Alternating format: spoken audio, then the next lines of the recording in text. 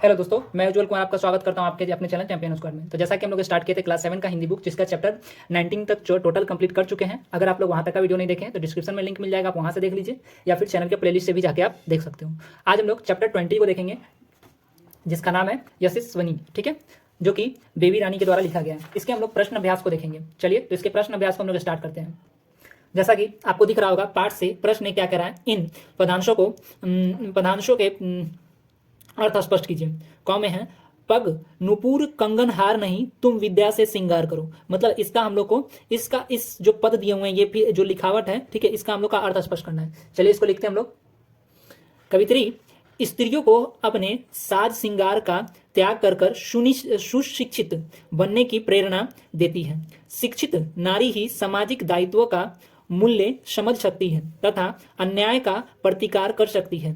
इसलिए कवित्री स्त्रियों को रूप सौंदर्य को भूल ज्ञान सौंदर्य से सुशोभित होने के लिए प्रेरित करती है।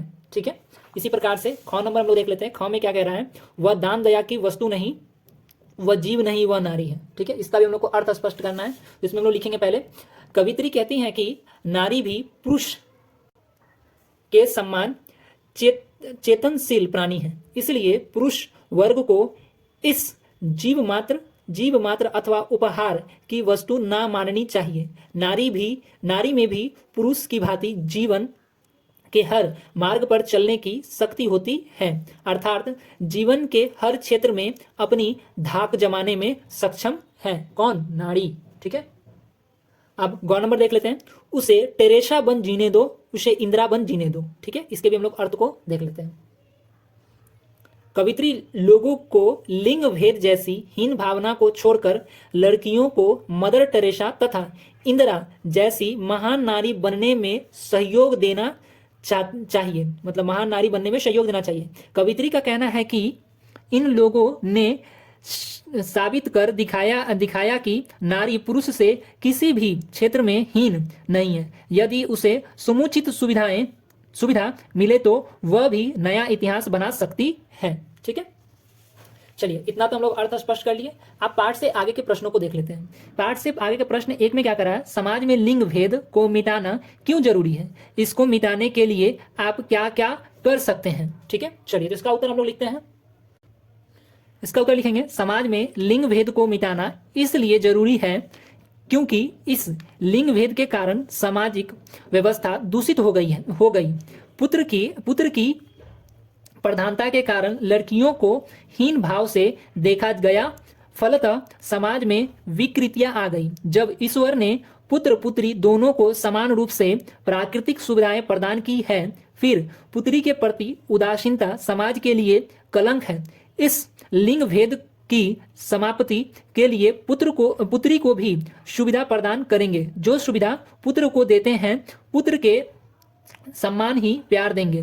साथ ही पुत्री के जन्म लेने के बाद पुत्र प्राप्ति के लिए बेचैन नहीं होंगे। उसी पुत्री की अच्छी शिक्षा दीक्षा का प्रावधान करेंगे। ठीक है, तब जाके हमारा समाज इस चीज को मिटा पाएगा, मतलब लिंग भेद को मिटा पाएगा। ठीक है, चलिए प्रश्न 2 देखते हैं। प्रश्न 2 में क्या कह रहा है, समाज में स्त्री एवं पुरुष में भेदभाव किन किन रूपों में दिखाई देते हैं, इन्हें समाप्त करने के लिए क्या क्या किया जा सकता है।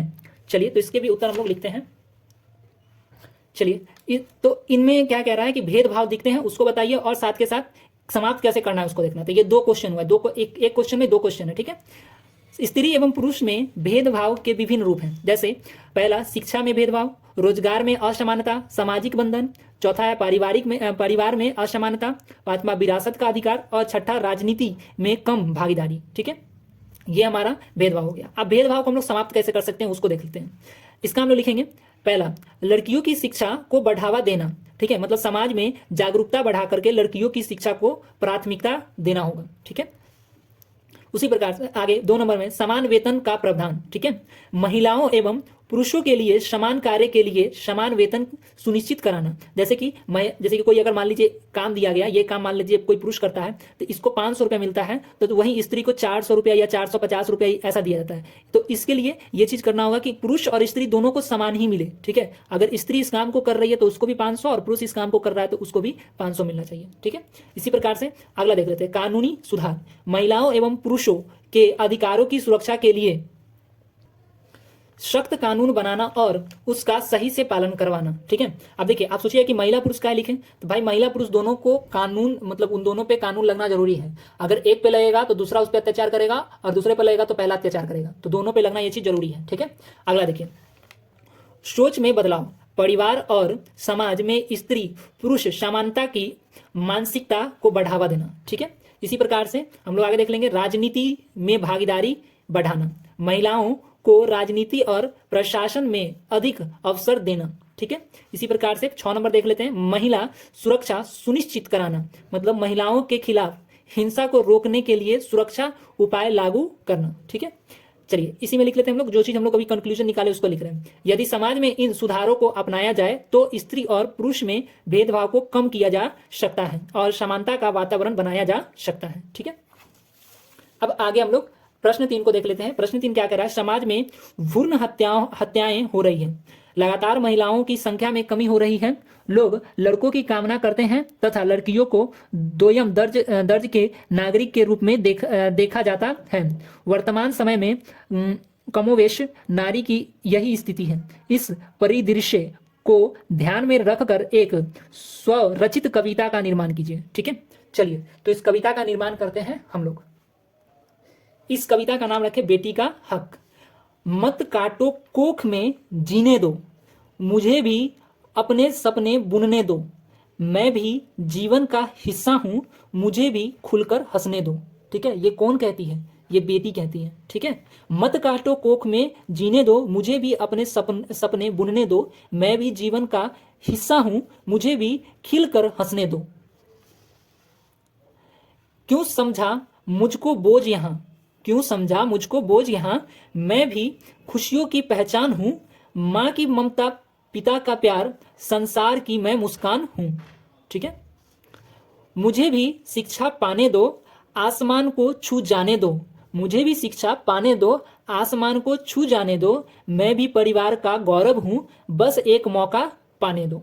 ठीक है, चलिए आप लोग को कविता ये कैसा लगा कमेंट करके बताइएगा। ठीक है, अब हम लोग बढ़ते हैं आगे अपने व्याकरण पद में। ठीक है, अगर आप लोग को वीडियो अच्छा लग रहा है तो लाइक कीजिए, कमेंट कीजिए, बताइए कहाँ पे क्या गलती और क्या सही है, उन चीज़ों को ठीक करें। ठीक है, और आप लोग इस चीज़ को ध्यान दीजिए। ठीक है, और उस चीज़ को बतलाइए मुझे जिसको मैं सुधार सकूं। ठीक है, चलिए अब व्याकरण में प्रश्न 1 को देखते हैं। निम्नलिखित शब्दों के विलोम शब्द लिखिए। तोड़ो को, इसका तोड़ो का उल्टा हो जाएगा जोड़, जोड़ा। ठीक है, या जोड़ो। ठीक है, नफरत प्रेम, स्वीकार अस्वीकार, संवारना का विगारना, सम्मान का अपमान, दया का क्रोध। ठीक है, चलिए प्रश्न 2 देख लेते हैं हम लोग। प्रश्न 2, दिए गए पुल्लिंग शब्दों के स्त्रीलिंग शब्द लिखें। अभिनेता का अभिनेत्री, लेखक का लेखिका, अध्यापक का अध्यापिका, नेता का नेत्र, और उसके छात्र का छात्रा, नर का नारी। तो यहाँ तक हम लोग का चैप्टर जो है कंप्लीट हो चुका है, मतलब क्लास 7 का हिंदी बुक हम लोग टोटल कंप्लीट कर चुके हैं। अगर आप लोग नहीं देखे हैं यहाँ तक का वीडियो तो डिस्क्रिप्शन में लिंक मिल जाएगा, वहां से भी आप देख सकते हैं, और चैनल के प्लेलिस्ट में भी जाके आप लोग वहां से देख सकते हैं। अब हम लोग मिलेंगे यहाँ पे चैप्टर 8 वाले में। ठीक है, चलिए तब तक आप लोगों को वीडियो अच्छा लगा है तो लाइक कीजिए, कमेंट कीजिए, अपना दूसरा शेयर कीजिए, और अपना ख्याल रखिए, पढ़ाई पे ध्यान दीजिए। धन्यवाद।